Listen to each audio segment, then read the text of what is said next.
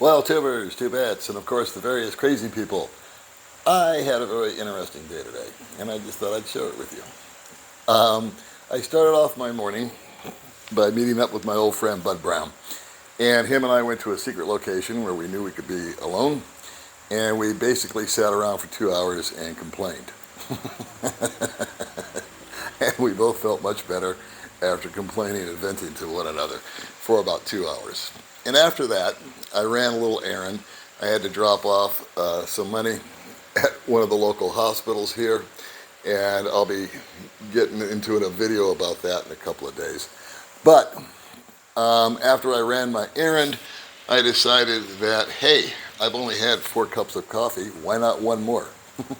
So I headed over to a place called Ground Zero, where I just happened to meet 2 guys that I've never met before.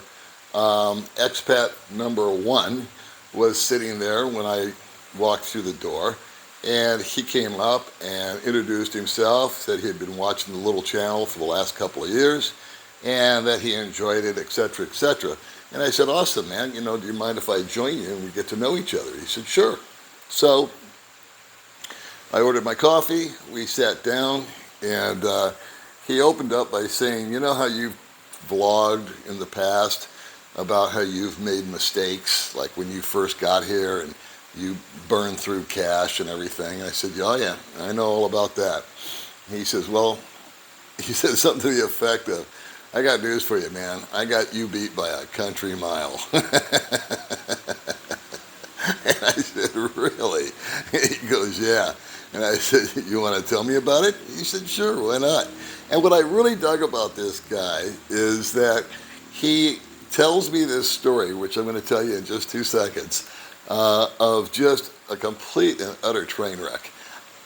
But he had absolutely, unlike a lot of people, he had no anger, he had no self-pity, he didn't have any venom going through him, he didn't have a bunch of issues with, he wasn't playing the blame game. He was owning everything that went wrong, and he was just flat out good-natured. And I immediately felt kind of endeared to this gentleman. He's 72 years old. He's from, I believe, Scotland, but he became an American citizen many, many, many years ago. And his story goes as follows. He met and married a Filipina. She was, I think, about 30 years his junior. And this was in America. And they were married for 13 years. And he said, like any marriage, they had their ups and downs, but there's nothing unusual there. But for the majority of the time together, everything just worked as planned. He was happy as a clam, and apparently so was she. He owned a number of businesses. He was successful, and he worked the entire time, and she was a housewife the entire time. And again, he said that everything was blissful until year 13. And for reasons unknown to me, she went into the workforce. And so I guess she just wanted something to do. And so he agreed to that, and he continued along with his business. Well, lo and behold, once she went into the workforce, according to him, not only was she a lot younger, she was about 30 years younger than him, but she was also a very attractive woman. And I'll just cut to the quick. He said that after a period of time, 6 months or whatever it was, of her being out in the workforce, she had met somebody via work and told him it was over. She, in essence, had better dealed him. She found somebody that was younger, she found somebody that was wealthier, she found somebody that she was more physically attracted to, and she just bluntly came out and said, I don't have any more feelings for you, I'm sorry. And so he had gone up north to work on some property that they had bought. He immediately came back down, tried to make repairs, tried to glue it back together, and to no avail. She was dead set that that was that. They were divorced. he said that the one good thing that came out of this, if you want to call it good, is that he told her, you know, you're entitled to 50% of everything I got. We've been married 13 years, and she didn't want a dime. She didn't take a dime. So he lost the girl, the love of his life, according to him. But he at least, if you want to put a positive spin on it, retained his wealth that he had worked for. And their divorce was quick, it was easy, they both signed, it was no contest.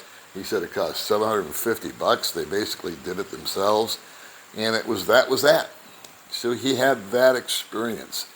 And he spent about a year kind of recovering, if you will, from that. He was brokenhearted, he was really shocked, he was hurt, he was emotionally damaged. Again, he wasn't feeling sorry for himself, but he was just freely speaking about, you know, the effect that this divorce and the suddenness of it all had on him. And, you know, as we get older, I think a lot of us men, we tend to start becoming more critical of ourselves, our self-esteem, our self-confidence, our own self-image tends to diminish with time as we become less and less capable, perhaps, or as agile or as good-looking as we were back in the day.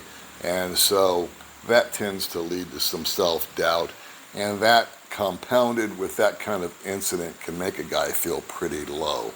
But again, I've got to commend him because he put on his big boy pants and he owned it. He said, you know, apparently it was something that I was doing wrong or not doing right, and it is what it is. So he took a year to sort of get his thoughts together, which I thought was smart. Yeah, you know, do some damage repair here. Let your body and your mind and your emotions sort of heal. And then he said he finally, after about a year, year and a half, he felt like, okay, I'd like to get back into the game. Where did he go but online? Which is where he met the first wife. And so, this is where it gets really ugly. He meets a woman online, a Filipina. And he said she's just an absolute drop-dead gorgeous woman. And I thought, well, that's a problem to myself. What the hell is she doing with you? And so I'll tell you what she's doing. They chatted for 9 months, and they agreed that they were both madly in love with each other. So before he even set foot into the Philippines, he married her online, which you can do in Utah. There's a way. I know it's hard to believe. I still have a hard time grasping this. But she's never met him in person. He's never met her in person. But they got married legally in American marriage via Utah online website thing. So now he's married to this woman, and he's getting ready to come over to the Philippines. However, one thing that really kind of put me back on my heels is during the 9 months that they were talking, he had sent her approximately a sum total of approximately 2.5 million pesos, which equates to approximately 50,000 US dollars. That's a pretty good chunk of change. And again, he's never met her in person. COVID restrictions ends, he gets the plane ticket, he comes over, he meets her in person, and guess what? No chemistry from her. She is really not responding. He had gone ahead and, at her suggestion, rented a house and signed a 1-year lease on it. Oh, and by the way, she wasn't by herself. Her cousin and her sister were with her also. And he said that from day one, his wife, her sister, and her cousin slept in one bedroom, and he slept in another bedroom. I said, so you never consummated the marriage, huh? He said, no. He goes, but listen, Paul, he says, I'm 72. So, all that sexual interaction and everything is not exactly a priority to me. What I'm after is affection and companionship and conversation and maybe a little bit of romance and, all that kind of stuff. And he says, and even that wasn't happening. And so what they did, he decided he needed to buy a car. He is going to stay here, by the way. He's not like he's going to go home and cry. He's here. He's in for the deal. But he wants to drive. The only car he could find that was suitable for him was in Cebu. He's here in Dumaguete. So they took a trip to Cebu together, him and the wife. And he bought the car. And on the 6 or 7 hour drive back from Cebu to here, he said it was not good. She was on her phone texting. They actually passed the port where you get on the ferry to go from Cebu to Dumaguete. And he said something to her to the effect like, hey, what kind of co-pilot are you? You're supposed to let me know where these things are. I don't know what I'm doing. It's my first time here. And she got all snippy, like, I don't work for you. And then she just clammed up, didn't say a word. So they got on the ferry. He made a U-turn. They made it back. And the following day, she told him, I don't have any feelings for you. And her and her sister and her cousin packed up and split. And that's that. And that's where he sits. So, do I feel sorry for him? Not really. Do I feel bad for him? Yeah. As a human being and as a fellow guy, and I know that he made this mistake, but I love the fact that he owns it. He was really just totally open about explaining it to me and kind of confessing it, if you will, or sharing it, and he didn't have any qualms about it. He wasn't hiding anything, and I really respected that. I respected the fact that he could be so self-depreciating. At the same time, he was still kind of chuckling at himself. And I said, well, the bad news is that you're married to this woman. He said, yeah, I know. And I said, the bad news is that if you meet somebody else, you could be found guilty of committing adultery. That's how the law is out here. He said, I know. And I said, well, maybe that bad thing is a good thing. Maybe you'll just be able to settle down and just once again take that proverbial year and kind of get yourself reorganized, recenter your thinking, and maybe you can figure out how to get divorced online. I don't know how you got married online. I don't know if there's a way to do it. And he said, yeah, I'm already looking into that. About that time that we wrapped up that conversation, another gentleman, I'm going to call expat number 2, came over, and pretty much the same introduction. Hey, Paul, I wanted to say hi to you. I've been watching your little channel for a couple of years, and I just thought I'd introduce myself. I said, awesome, why don't you join me and expat number 1? So he did. And we chatted for about 15 or 20 minutes with expat number 2. And I shared our stories a little bit. And he explained where he was from and what he was doing here. And he was here for 3 months because he likes to scuba dive. And then he's going to go back home. And he's still working. No, he's not working anymore. He is retired, but he's got a house still in his home country. And he's settling up stuff. He's going to go to Thailand and this, that, and the other.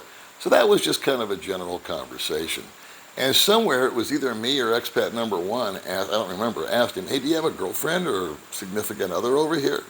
And that's when he put his head down and looked up and had this funny little smile on his face. And me and expat number 1 started laughing and said, oh no, really? He goes, yeah. He goes, I got my horror story too. And we're like, well, you want to share it? We're all ears. And so he said, well, he had been coming out here because he likes to dive for like 10 years, last 10 years. Now, he's 58, by the way. But when his passion is diving, that's what he loves to do. He was going here, this island, that island, and taking advantage of the great diving places that are here in the Philippines. And during one of these trips about 6 years ago, he did meet the proverbial girl that he fell in love with. And they were a thing for a while, and then, as usual, he had to go home and go back to work, and they stayed in communication, the old LDR, and everything was just rosy. But he was also sending her a chunk of change every month. And then he would come out 3 or 4 months later, they would meet, they would have a great time, they would go diving, they would go here, they would go there. And again, of course, he had to stop, go back, and at that juncture of his life, he was still working. And so he had to take care of business. But again, he's sending her money. And he never said how much, I never asked. But I get the vibe, because I know he's fairly well off himself also. I got a feeling it was a pretty hefty number. And so COVID hit, and he said he was not allowed, that stopped everything. 3 years he was seeing her, COVID hit, and it was an entire 3 years before he could come out and see her again. And he accomplished that. I think he said he's been in town for, don't quote me on this, a couple of weeks. And I said, so how are things with the girl? And this is where he gave me the great line that I used. He said, well, I called her up. We had been apart for 3 years. He'd been Skyping her or whatever they used. He'd been sending her the money. She'd been assuring him everything was copacetic and she still loved him just as much and blah, blah, blah.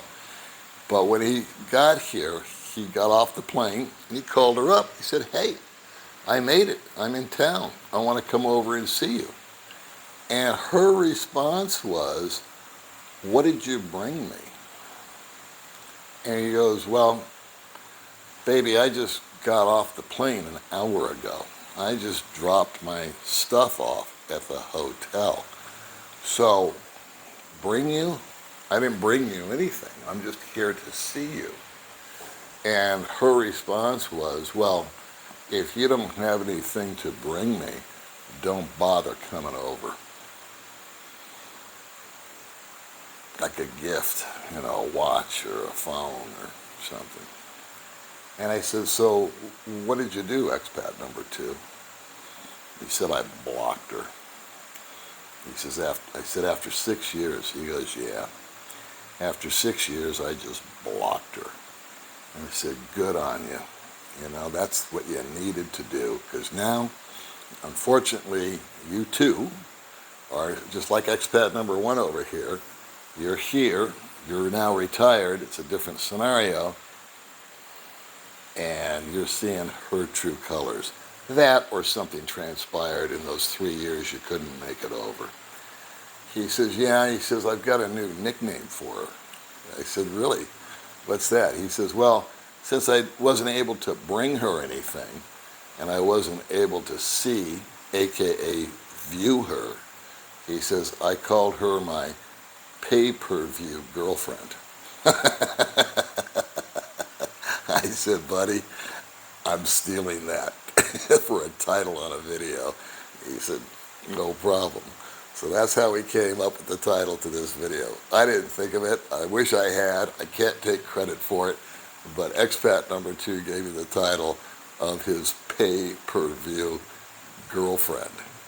I make this video because, number 1, these guys were just so easygoing, and they were just so willing to accept what had happened.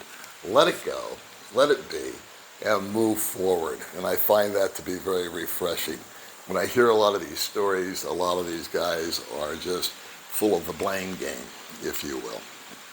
So maybe this video will touch somebody that's also, doing the same behavior, if you will, that these 2 gentlemen are exhibiting.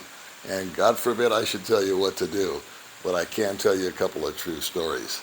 All right, kids, I will see you in the next video.